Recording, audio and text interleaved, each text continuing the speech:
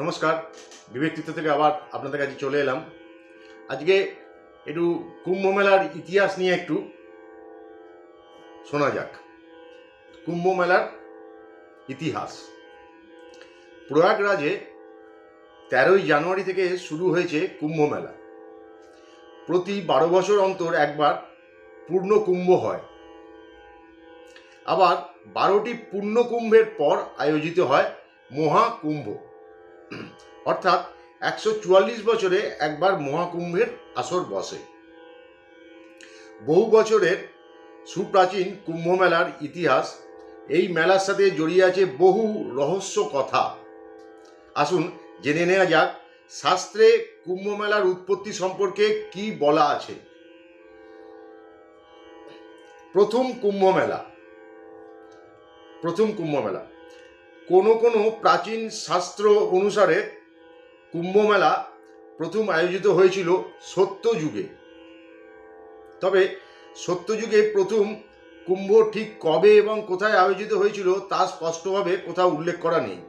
সমুদ্র মন্থনের পর থেকেই কুম্ভ মেলা আয়োজিত হয় বলে প্রচলিত বিশ্বাস। কোনো বিশেষজ্ঞ জানাচ্ছেন যে কুম্ভ মেলা 850 বছরের বেশি পুরনো। আদি শঙ্করাচার্যের হাত ধরে প্রথম কুম্ভ মেলা শুরু হয় বলে অনেকে জানাচ্ছেন। আবার ইতিহাসবিদদের অনেকে বলেন যে গুপ্ত যুগে কুম্ভ মেলা প্রথম আয়োজিত হয়। সম্রাট হর্ষবর্ধনের আমলেও কুম্ভ আয়োজিত হয় বলে প্রমাণ পাওয়া গিয়েছে। ইতিহাসে কুম্ভ মেলার উল্লেখ। সম্রাট হর্ষবর্ধনের আমলে যে কুম্ভ মেলা আয়োজন করা হতো তার প্রামাণ্য নথি পেয়েছেন ইতিহাসবিদরা। প্রখ্যাত চীনা পর্যটক হিউয়েন সাং তার ভারত সফর সম্পর্কিত গ্রন্থে কুম্ভ মেলার কথা উল্লেখ করেছেন। প্রয়াগে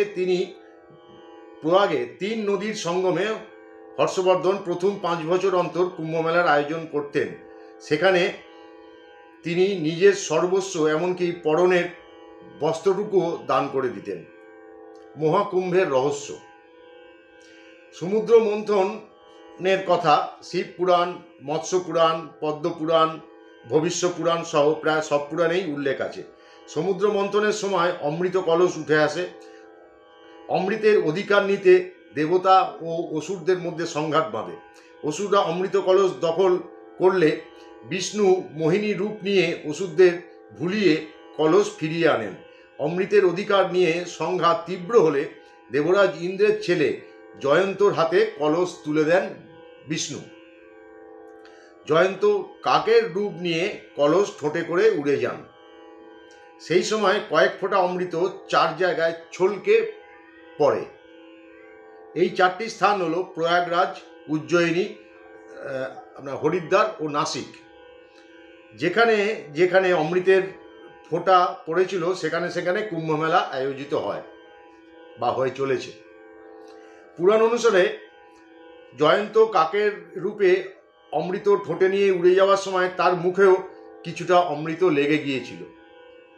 সেই কারণে কাকেদের দীর্ঘ জীবন হয় এবং বলা হয়ে থাকে যে দুর্ঘটনা ছাড়া কাকেদের মৃত্যু হয় না। এছাড়া দুর্বা ঘাসের উপরও অমৃতের ফোঁটা পড়েছিল। সেই দুর্বা ঘাস অত্যন্ত পবিত্র ও পূজায় দুর্বা ঘাস লাগে। প্রয়াগরাজেই কেন মহাকুম্ভ? প্রয়াগরাজে মহাকুম্ভ আয়োজিত হওয়ার বিশেষ মাহাত্ম্য রয়েছে, কারণ এখানেই গঙ্গা, যমুনা, সরস্বতী 3টি নদীর সঙ্গম রয়েছে। তাই এই স্থানের গুরুত্ব অন্য তিন স্থানের থেকে অনেক বেশি।